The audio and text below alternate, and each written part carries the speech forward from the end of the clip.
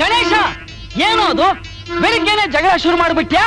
ನಾನ್ ನಿನ್ಗೆ ಎಷ್ಟು ಸಲ ಹೇಳಿದ್ದೀನಿ, ಮನೆ ಓನರ್ ಹತ್ರ ಜಗಳ ಕಾಯ್ಬಾರ್ದು, ಗೂಳಿ ಎದುರಿಗೆ ಹೋಗಬಾರ್ದು, ಹುಚ್ಚು ನಾಯಿಗೆ ಕಲ್ಲು ಹೊಡಿಬಾರ್ದು ಅಂತ.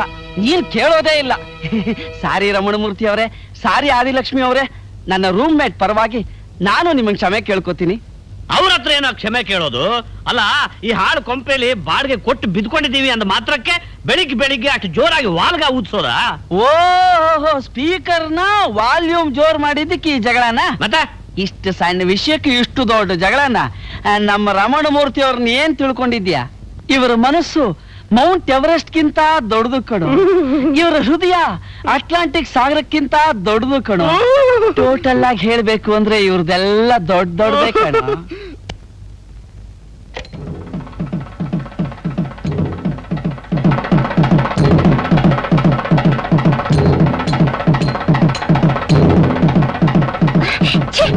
ಈ ಓನರ್ ಶುದ್ಧ ಅರಸಿಕ.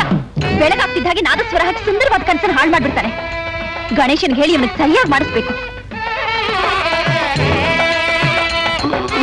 ಮನೆ ಹಾಳಾಗ ಮನುಷ್ಯನ ನಿದ್ದೆ ಬರೋದೇ 4ನೇ ಜಾವದಲ್ಲಿ, ಅದನ್ನು ಹಾಳು ಮಾಡ್ಬಿಡ್ತಾನೆ. ಅವ್ನು ಹೋಗಿ ಸರಿಯಾಗಿ ಬುದ್ಧಿ ಹೇಳ್ಬಾರ್ದೇನ್ರಿ? ಹೇಳ್ಬೋದು ಅಂತ ಇಟ್ಕೋ. ಅವನಷ್ಟಕ್ಕೆ ಕೋಪ ಮಾಡ್ಕೊಂಡ್ಬಿಟ್ರೆ, ನಮ್ಮನ್ ಮನೆಯಿಂದ ಹೊರಗಡೆ ಕಳಿಸ್ಬಿಟ್ರೆ, ಪಾತ್ರೆ ಪಡಿಗೆಲ್ಲ ಹೊರಗಡೆ ಹಾಕ್ಬಿಟ್ರೆ ನಿಮ್ ಪುರಾಣನ. ಹಾ, ಇದಕ್ಕೆಲ್ಲ ಗಣೇಶನೇ ಸರಿ. ಈ ಓನರ್ ಏನ್ ಕೊಂದಿ ದೊಡ್ಡ ರೋಗ. ದೇಶಾನೇ ಹಾಯಾಗಿ ನಿದ್ದೆ ಮಾಡ್ತಿರ್ಬೇಕಾದ್ರೆ ನೀನು ಬೆಳಗ್ಗೆ ಜೋರಾಗಿ ರೇಡಿಯೋ ಹಾಕ್ಬಿಡ್ತಾನೆ. ನೀನು ಏನ್ ಮಾಡೋದು? ಹಾ, ಇದು ಗಣೇಶಾನೇ ಕರೆಕ್ಟ್. ಏನ್ರಿ ನೀವು ಗಣೇಶನ ಎತ್ಕಟ್ಟಾಕ್ ಬಂದ್ರ? ಗಣೇಶ ಇನ್ನು ಹೇಳಿಲ್ವಾ? ಅವನಿಗೆ ಇದ್ರ 10ರಷ್ಟು ವಾಲ್ಯೂಮ್ ಕೊಟ್ರು ಅವನಿದ್ದಾಗ ಭಂಗ ಬರಲ್ಲ. ಅದಕ್ಕೆ ಶಾಸ್ತ್ರೀಯ ಪ್ರಯತ್ನ ಪಡ್ತಾ ಇದ್ದಾನೆ. ಗಣೇಶ, ಓ ಗಣೇಶ ಎದ್ದಾಳ? ಗಣೇಶ ಎತ್ರ ಇಲ್ಲ, ನನ್ ಕೈಲಿ ಆಗ್ಲಿಲ್ಲ. ನಾನ್ ಬಂದೆ ಬಸ್ಲಾ? ಬೇಡ ಶಂಕರ್, ನೀವು ಬನ್ನಿ ಆ ಕಡೆ.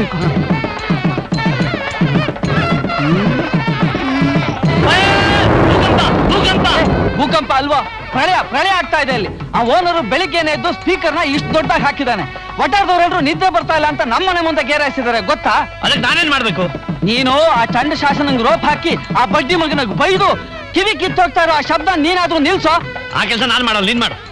ನನ್ ಕೈಲಿ ಮಾಡೋಕ್ಕಾಗಲ್ಲ ಅಂತ ಅಲ್ವೋ? ಒಟ್ಟಾರದಲ್ಲಿ ಯಾರಾದ್ರೂ ಒಬ್ರು ಕೆಟ್ಟ ಹೆಸರು ತಗೋಬೇಕು. ನೀನಾಗ್ಲೇ ಜಗಳ ಗಂಟ, ಒಡ್ಡ, ಒರಟ, ಅನಾಗರಿಕ ಅಂತ ಹೆಸರು ತಗೊಂಡಿದ್ಯಾ. ಒಬ್ರು ಕೆಟ್ಟ ಹೆಸರು, ಒಬ್ರು ಒಳ್ಳೆ ಹೆಸರು ತಗೊಂಡಾಗ ಮಾತ್ರ ಪ್ರಪಂಚದಲ್ಲಿ ಕೆಲಸ ಗೆಲ್ಲಕ್ಕಾಗೋದು. ಅಷ್ಟಕ್ಕೂ ರಮಣಮೂರ್ತಿಯವ್ರನ್ನ ಎದುರಿಸೋ ಧೈರ್ಯ ಇರೋದು ನಿಮ್ಮೊಬ್ರಿಗೆ ತಾನೇ ಗಣೇಶ? ಈ ಇಡೀ ವಠಾರದಲ್ಲಿ ನಿಜವಾದ ಗಂಡಸು ಅಂತೆ ನೀವೊಬ್ರೇ ತಾನೇ ಗಣೇಶ?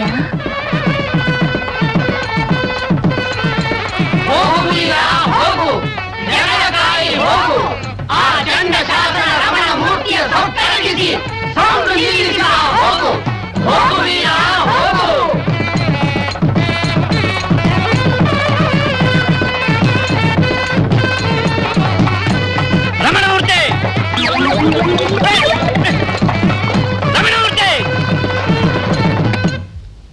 ರೀ ಮಿಸ್ಟರ್, ಯಾಕ್ರಿ ಅಷ್ಟು ಜೋರ ಕಿರ್ಚ್ಕೊತಿದ್ದೀರಾ? ಇಲ್ಲಿ ಯಾರು ಕಿವುಡ್ರಿಲ್ಲ. ಕಿವುಡ್ರು ಅಲ್ದೆ ಹೋಗಿದ್ರೆ ಸ್ಪೀಕರ್ ಬೇರೆ ಅಲ್ಲೇ ಇಟ್ಟು ಅಷ್ಟು ಜೋರಾಗಿ ರೇಡಿಯೋ ಹಾಕ್ತಿದ್ರ? ಸ್ಪೀಕರ್ ಜೋರಾಗಿ ಹಾಕಿದ್ದು ನಾವ್ ಕಿವುಡ್ರು ಅಂತ ಅಲ್ಲ, ನಮ್ ಮನೇಲಿ ಬಾಡಿಗೆಗಿರೋರೆಲ್ಲ ಸೋಂಬೇರಿಗಳು ಅಂತ. ಅಲ್ದೆ ಇನ್ನೇನು, ಬೆಳಿಗ್ಗೆ 8 ಕಾಲಾದ್ರೂ ಒಳ್ಳೆ ಏಸರುಗತ್ತುಗಳ ತರ ಕಾಲ್ ಚಾಚ್ಕೊಂಡು ಬಿದ್ಕೊಂಡಿರ್ತೀರಾ ನೋಡಿ. ಸೂರ್ಯೋದಯದ ಹೊತ್ತಿನಲ್ಲಿ ಯಾರು ಕಾಲ್ ಚಾಚ್ಕೊಂಡು ಮಲಗಿರಬಾರ್ದು. ಇದು ಈ ವಟಾರದ ಕಂಡೀಷನ್.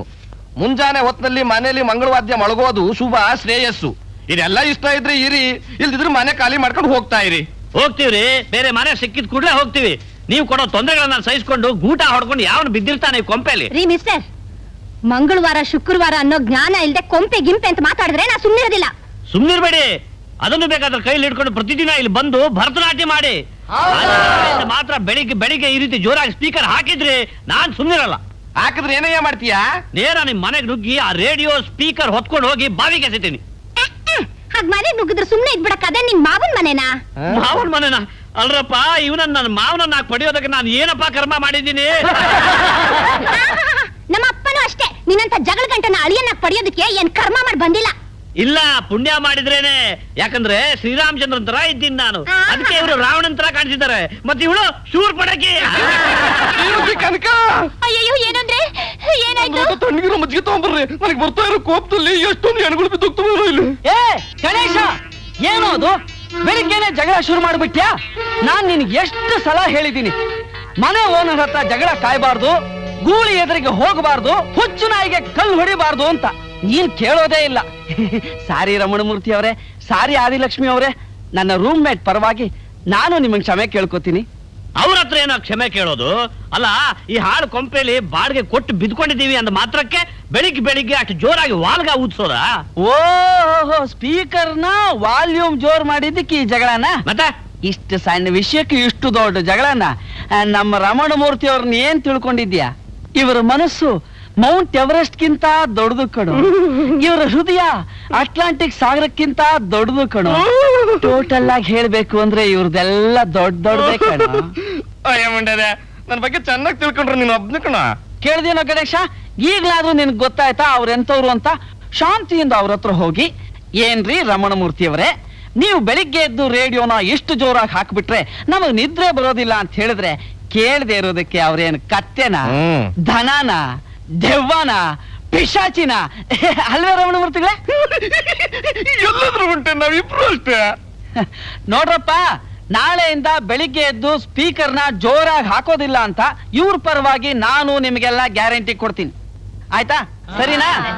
ನಡೀರಿ, ಆಯ್ತಲ್ಲ, ಇನ್ನೇನು. ನೀನೊಬ್ಬ ದೊಡ್ಡ ಮನುಷ್ಯ ಬೆಳಿಗ್ಗೆ ಜಗಳ ಶುರು ಮಾಡಕ್ ಹೋಗಿ ನಾನು ಶಾಸ್ತ್ರಿಗಳೇ, ನಂಗೊಂದು ಅನುಮಾನ. ಈಗ ಒಪ್ಕೊಂಡ್ಬಿಟ್ಟು ನಾಳೆ ಪುನಃ ರೇಡಿಯೋ ಹಾಕ್ಬಿಟ್ರೆ, ಮತ್ತೆ ಜಗಳ ಶುರು ಆಗ್ಬಿಟ್ರೆ, ನಮ್ಮ ಮನೆಯಿಂದ ಹೊರಗಡೆ ಹಾಕ್ಬಿಟ್ರೆ? ನಡೀರಿ ಹೋಗೋಣ. ಈ ವಟಾರದಲ್ಲಿ ದಮ್ಮಿರೋ ಗಂಡ್ಸು ಅಂದ್ರೆ ನಾನೇ. ನೀನೆ. ಈ ರಮಣಮೂರ್ತಿ ಜೊತೆ ಜಗಳಾಡಿ ಓರ್ ಹಿಡಿದೋಯ್ತು. ರೇಡಿಯೋನಾದ್ರೂ ಕೇಳೋಣ. ಇಂದು ನಮ್ಮ ಕೇಂದ್ರದಿಂದ ಪ್ರಸಾರವಾಗಲಿರುವ ಕಾರ್ಯಕ್ರಮಗಳ ವಿವರಣೆ.